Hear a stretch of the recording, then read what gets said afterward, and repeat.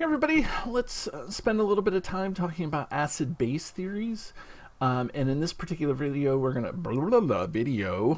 to talk about probably the most common and most useful theory for acids and bases, and that acid and base theory is Bronsted-Lowry. So let's give it a look and see what we can come up with here. Okay, and so let me get rid of my face. And so now, one of the things that's important for us to understand is that hydrogen, the hydrogen ion, that H plus, if we look at hydrogen, it's got a proton in the middle, and then it's got this electron that goes around the outside. If we get rid of that electron, what's left is just the proton. Okay, so that's the proton. So when we talk about Bronsted-Lowry theory, we're going to end up talking about things being proton donors and proton acceptors. Okay, and so the H plus is the thing that we're looking for, but a lot of times we'll say that as a proton. And so similar to Arrhenius theory, the acid needs to have a hydrogen ion in it, and typically when we write that hydrogen ion, we're going to put it out front. Okay, and so there's HCl, and that's going to be an acid based on Bronsted-Lowry theory.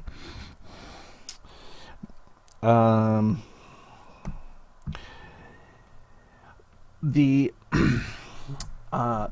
really interesting part, or the part where Bronsted-Lowry theory kind of deviates, is that, or from the Arrhenius theory, is that this theory broadens the definition of a base to include any compound that accepts a proton. And so again, we're only looking at the way that protons move back and forth in the reaction.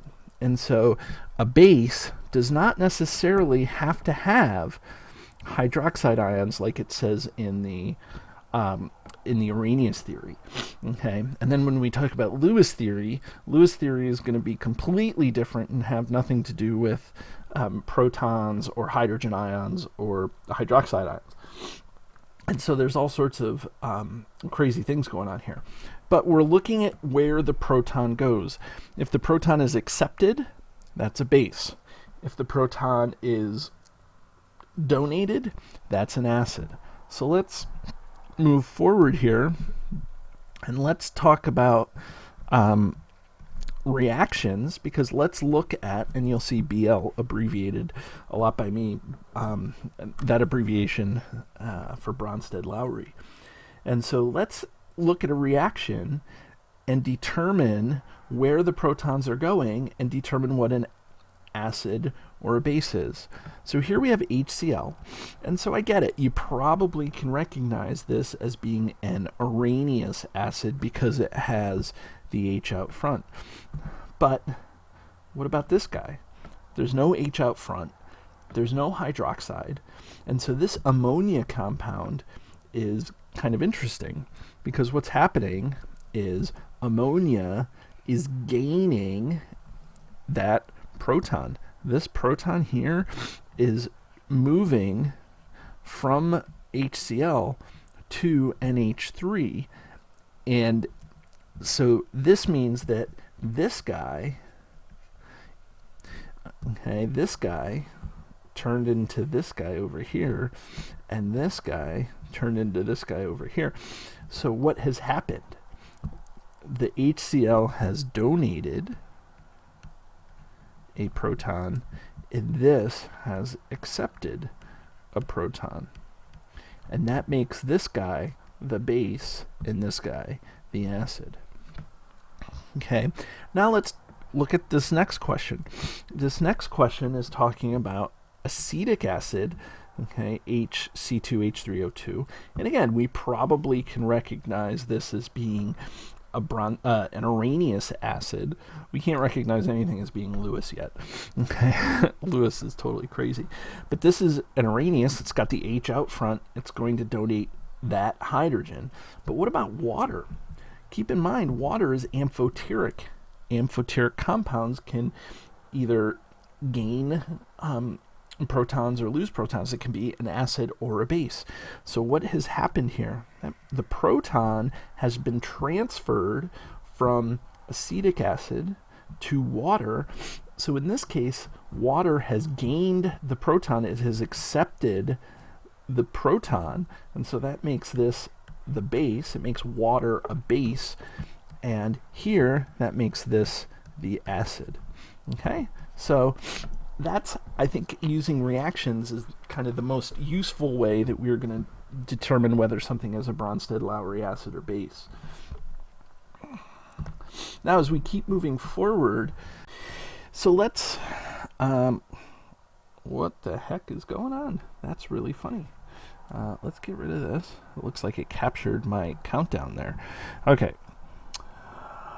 So let's, as we move forward, the conjugate acid-base pair, that's some terminology that we have to get down, some vocabulary. Okay, so this is the same reaction that we just had on the last slide. And so here's HCl. That is an acid.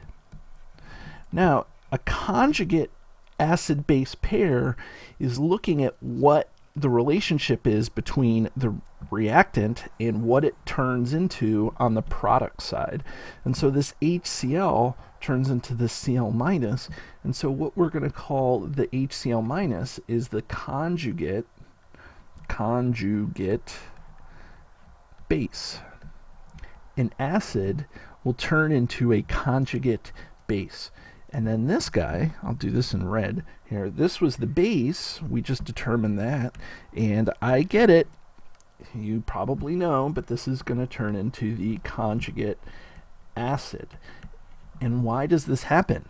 Because what can happen is that this Cl can react with this NH4, let me do this, plus the NH4 plus, and that can form HCl plus NH3. And when this happens, this guy is gaining the proton and is a base. This guy is donating the proton as an acid. And so that's why we identify acids in its conjugate and the base in its conjugate. And so that is part of what we have to know when we're dealing with Bronsted-Lowry acids and bases. We have to deal with whether it's an acid or a base, and then we have to also deal with its conjugates. Okay, so that's cool, and let's